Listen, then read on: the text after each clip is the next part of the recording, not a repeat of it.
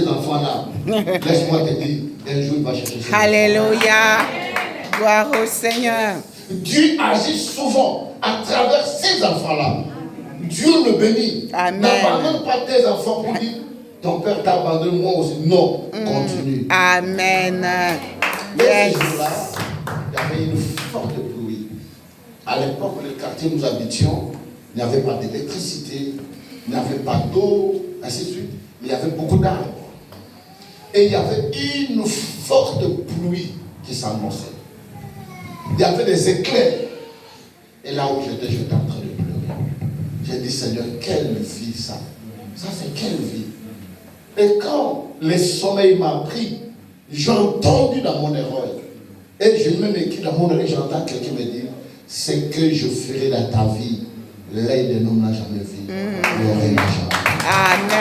Je suis Amen. l'Éternel qui ramasse des hommes vides, des hommes abandonnés, des hommes inutiles. Moi, Dieu, je les ramasse, je les bénis, je les aime. Amen. Et aujourd'hui, Dieu a accompli des signes, des prodiges et des miracles.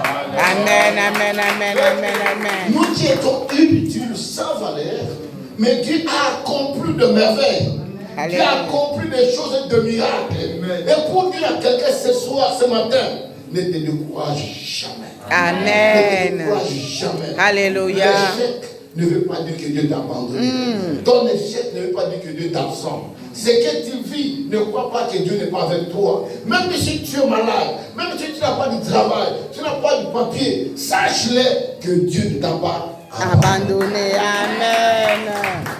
Gloire au Seigneur. Nous avons un Dieu puissant. Nous avons un Dieu de miracles. Nous avons un Dieu qui libère. Yes. Et à telle enseigne, de 2002 jusqu'à 2012, non, de 2006 à 2012, j'étais élu député de la ville de Kinshasa. Parmi le mieux, j'étais premier de la circonscription. Le mieux élu. Et Dieu a fait grâce que je pouvais avoir des écoles. J'ai au moins 115 enseignants, professeurs dans mes écoles. J'ai une chaîne de télévision, des radios. Mes frères et sœurs, comment tu peux y arriver quelqu'un dans cette situation et arriver à ce stade-là? C'est là où je suis. Alléluia. Quel pourrais-je te donner? Oh, yes. Je n'ai rien à te donner. Même quand je vois les gens s'enorgueillir, je dis, mais les gens s'enorgueillissent pourquoi? Alors que nous sommes des êtres inutiles. C'est la grâce et la faveur. Amen, amen, amen, amen. Dieu peut utiliser même un arbre. Les gens viennent nous toucher, ils sont guéris. Amen. Mais frère, la Bible dit, Dieu fait grâce aux humbles. Alléluia. Aux orgueilleux. Amen, amen, amen, Beaucoup de amen. gens aujourd'hui ne peuvent pas voir la main de Dieu parce qu'ils veulent prendre la place de Dieu. Alors que nous ne sommes rien devant le Seigneur. Chers frères et sœurs dans le Seigneur, reviens au Seigneur, reviens à ton Dieu. Cherche Dieu dans ton cœur. Il Amen, amen, amen, amen. Et tu verras la grandeur et la puissance de Dieu s'est manifestée dans ta vie. Alléluia. Gloire au La Seigneur. Bible dit, par les maîtresures de Jésus, nous étions guéris. Amen. Et toutes nos Maladie. Alléluia. quel que soit le nom de la maladie, Jésus-Christ guérit. Amen. Jésus-Christ libère. Amen. Et cet homme a été libéré de la prison. Dans quelle prison es-tu? Prison de stérilité, prison de célibat, prison de chômage, prison de la pauvreté, prison de la maladie. Il y a plusieurs sortes de prisons dans lesquelles les gens peuvent se trouver. Mais toi, identifie-toi dans quelle prison tu te trouves. Et je voulais te dire une chose. Quelle que soit la prison dans laquelle tu te trouves, Jésus est prêt pour te libérer. Amen. Il est prêt. Alléluia. Il dit à celui qui pleure, ne pleure plus. Yes. Vous savez, un jour, Jésus entrait dans une grande ville qu'on appelait Capernaum. Et quand il entrait dans la ville, il y avait une situation d'une femme veuve qui avait perdu son mari. Et la Bible dit, cette femme n'avait qu'un seul fils. Et le seul fils qu'il adorait, le seul fils qu'elle aimait, et le même enfant était mort. L'enfant est mort. Mes frères et sœurs dans le Seigneur, tu ne peux pas élucider, tu ne peux pas comprendre cette douleur de cette femme. Elle habitait dans cette grande ville. Elle n'avait pas de frères ni de sœurs. Le mari est mort, tout son espoir, tout son amour était son fils. Mon fils va grandir, va se marier, il aura des enfants qui sont mes enfants. Je vais mourir, mon fils va m'enterrer. Je suis malade, mon fils viendra à mon aide. Et le fils représentait tout. Mais le même fils est mort. Quelle parole de consolation peux-tu donner à cette femme? Même si tu lui donnais des maisons, tu lui donnais des immeubles, tu peux lui donner de l'argent, ça ne pourrait pas consoler son cœur. Parce que son fils unique était mort. Mais la Bible dit, il était arrivé au moment de l'enterrement, le gens partaient au cimetière pour aller enterrer, et au même moment, il y avait quelqu'un qui venait. L'homme de Galilée. Alléluia. L'homme de Tribulation. Alléluia. Le narcisse de Gloire Salem, au Seigneur. la pierre angulaire, Alléluia. la fille, il s'appelle Amen, Jésus, amen. une Yes. entrée. Amen, amen, amen. Il y a beaucoup de gens qui ont rencontré des pasteurs, des évangélistes, des prophètes, des apôtres, qui ont rencontré les églises, mais qui n'ont jamais rencontré Jésus. L'homme de Galilée. Amen. Quand tu rencontres Jésus dans ta vie, ta vie doit changer. Amen. Tu ne peux pas rester la même personne. Quand tu rencontres Jésus, quelle que soit la situation dans laquelle tu te trouves, tu rencontres Jésus, quelque chose doit se passer. Amen, amen, amen. Il faut se rencontrer avec Jésus, qui dira à cette femme, femme ne pleure pas. Ah. Tout le monde se retrouve pour regarder, mais pourquoi elle ne pourrait pas pleurer? La seule personne qui pourrait pleurer dans sa vie, c'est celle qui vient de partir.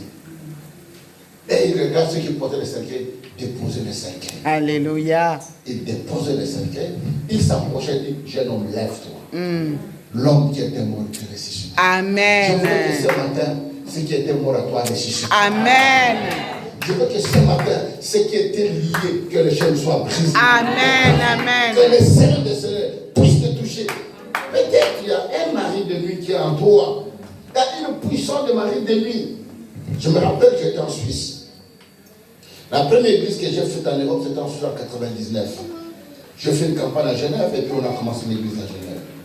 Et pendant que je recevais les gens, j'ai reçu une femme qui m'a parlé de l'esprit de mari de nuit qui le tourmentait.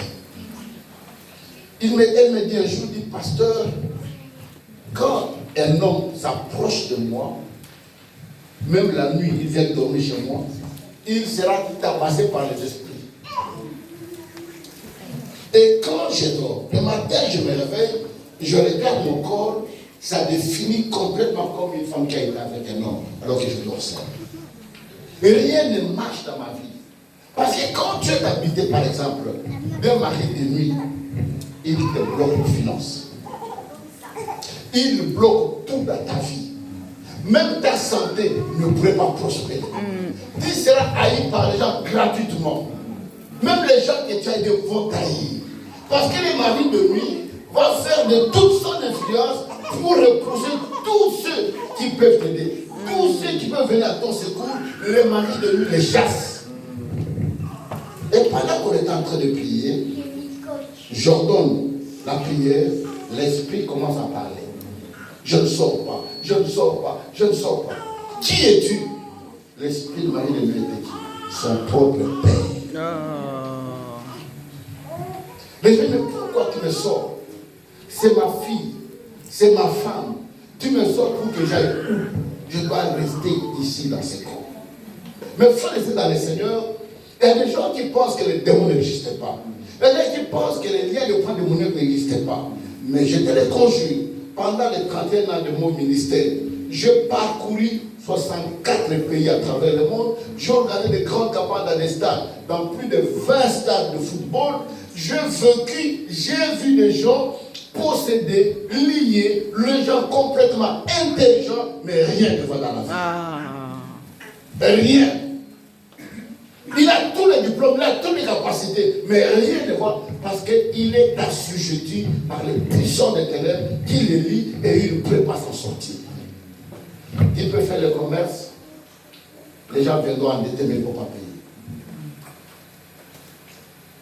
Il y a même des gens qui trouvent que ta propre banque, l'argent disparaisse. Tu fais des démarches, on ne rembourse pas. Tu peux acheter une voiture aujourd'hui, 3 jours après la voiture tombe en panne. Tu vas au garage jusqu'à ce qu'ils vont t'appauvrir. Mais seul Jésus ce matin, si tu ouvres ton cœur et que tu lui parles, que tu dises au Seigneur, Seigneur, je suis fatigué dans cet état dans lequel tu me trouves. Je ne vois pas quelqu'un d'autre qui peut me libérer de cette situation. Seigneur, tu es le seul ce matin à qui je crois. C'est toi que j'aimerais, Seigneur. Touche-moi. Je ne vais pas sortir de cette comme je t'ai. Amen. Tu ne sortiras pas de cet endroit. Alléluia. Gloire au Seigneur. Et la dernière barrière était la porte de fer. Cette porte de fer, tu ne peux pas la pousser une ou deux personnes. Des grandes portes très élancées. Mais la Bible dit, quand ils arrivaient devant cette porte aussi s'ouvrit d'elle. Et tout cela, Pierre pensait que c'était un rêve. C'était une vision. Alors que c'était une réalité des choses. Dieu est capable. Marcel, laisse-moi te dire une chose. Qu'as-tu fait pendant cette période de corona? Là, il est mort et toi, tu es resté vivant. Oh yes. Tu avais pris le bus comme les autres. Tu étais partout au travail comme les autres. Tu as pris le métro, les RR comme tout le monde. Mais Dieu t'a gardé. Dieu t'a protégé. Mais laisse-moi te dire une chose. Si Dieu te garde encore, parce que les promesses qu'il t'a données ne sont pas encore accomplies. Amen. Dieu doit réaliser les choses qu'il t'a dites. Gloire au Ces Seigneur. promesses doivent se réaliser en toi. Amen. Parce que Dieu ne sera jamais menteur. Il dit ce que je t'ai dit, j'accomplirai. Et je dis aux gens, qu'ils pleuvent, qu'ils neigent, que les gens ne veuillent pas, qu'ils ne combattent pas, ce que Dieu t'a dit, il le fera. Amen. Il accomplira. Amen, amen, amen. Parle au Seigneur. Alléluia. Il accomplira ce que tu veux. Il te donnera ce que tu demandes. Dieu est un Dieu de miracles. Amen. Et quand il sortit, l'ange le quitta, il revient à lui-même et dit, waouh, c'est une réalité. Les choses de Dieu sont réelles. Ah. Les choses de Dieu sont réelles. Réel. Je dis à quelqu'un ce matin, si tu crois que Dieu peut te donner des millions, il te donnera. La Bible dit, la foi, c'est la fermeté, c'est l'obéissance, c'est l'insensibilité aux choses négatives. C'est-à-dire que celui qui veut réussir dans la vie, il doit être ferme aux promesses. Amen. À ce que Dieu t'a dit. Alléluia. Si Dieu t'avait dit, parce que la Bible dit, Dieu parle de plusieurs manières. Il t'a parlé dans les rêves, il t'a parlé dans une prédication, il t'a parlé dans les songes, il t'a parlé dans des signes. Mais je voudrais te confirmer que ce que Dieu t'a dit soit ferme. Amen. Dis à Dieu, je le ferai. Alléluia. Et ensuite, il faut seulement obéir à la parole de Dieu. Ce qui fait que les enfants de Dieu aujourd'hui ne vivent pas le miracle, ne vivent pas les merveilles de Dieu, parce que les enfants de Dieu n'obéissent pas à la parole de Dieu. Ah. Nous prenons la parole de manière sélective. Il y a des choses que j'accepte parce qu'à mon avantage, il y a des choses qui sont amères que je ne pourrais pas accepter. Alors que la parole elle est amère. C'est le pain double tranchant. Obéis à la parole de Dieu. Obéis à ce que Dieu te dit. Quand tu auras obéi à la parole de Dieu, ce que tu veux, Dieu accomplira. Amen. N'est-ce pas la Bible dit, l'obéissance vaut mieux que le sacrifice. Est-ce que nous obéissons à la parole de Dieu? Écoutez pour terminer. Dieu dispose toujours de merveilles pour nous, mais nous ne devons pas à saisir ce que Dieu a prévu pour nous, parce que nous n'arrivons pas à obéir. Je suis invité dans une campagne au stade en Angola, c'était dans la province de Cabinda. Je pars avec toute l'équipe des musiciens, des journalistes de la télévision, et le membre de l'équipage, donc le protocole, quelques intercesseurs, et ils sont partis faire la campagne. On a fait la campagne, on a fini, on a fait 5 jours. La campagne était 3 jours, 2 jours de repos, et nous sommes rentrés au Congo. Mais à la sortie des passés qu'il nous avait invités, il m'a donné $20 000. On sort et on arrive à la frontière à Mwanda, au Congo, et nous avons une église dans cette ville-là. Le soir, le pasteur qui dirige l'église vient me voir. Il me dit, papa, nous avons un problème. La parcelle que nous habitons, là où se trouve l'église, le papa est sérieusement malade et il est en train de vendre sa parcelle. Alors il nous a donné 1 mois, on a fait déjà 3 semaines, et la dernière semaine, c'est celle qui commence. Nous devons quitter cet endroit parce que nous devons aller ailleurs. Je dis, bon, ça on va prier. Je prie le soir, la nuit, avant de dormir. Je commence à prier, de demander à Dieu de nous donner les moyens pour qu'on achète cette parcelle. Et Dieu me dit, mais pourquoi tu me demandes alors que je t'ai déjà donné les moyens? Il ne reste qu'une semaine qu'on commence la campagne électorale. Chers frères de cela, le Seigneur, je prends Dieu à témoin de la chair là où je me trouve. Je n'avais absolument rien et nous étions combien de candidats? 3000 candidats pour 11 places seulement, 11 sièges. Mais on était 3000. Des ministres, des hommes d'affaires, des commerçants, des professeurs des universités, ainsi de suite. Et j'étais le premier pasteur de l'église de réveil de me décider d'entrer dans la vie politique. Un combat sur terrain incroyable.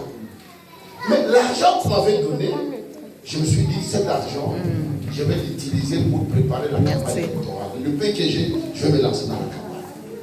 Mais le soir là, on vient me dire qu'on doit acheter une parcelle pour l'église. J'ai dit, on verra après. Dieu, ton problème là, d'abord c'est après. Je dors la nuit, mais je sens une conviction que je n'avais pas la paix si je n'achète pas cette parcelle pour le Seigneur.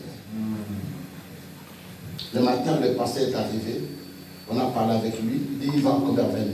Le papa est venu, on a discuté, on est arrivé à 14 000. J'ai pris 14 000, dans le centre-ville, je pris, je lui ai donné, il me restait 6 000. Mais les 6 000 qui me restaient, j'étais pas avec les journalistes, j'étais pas avec les intercesseurs, toute cette équipe qui m'avait accompagné, je ne peux pas les laisser vides comme ça.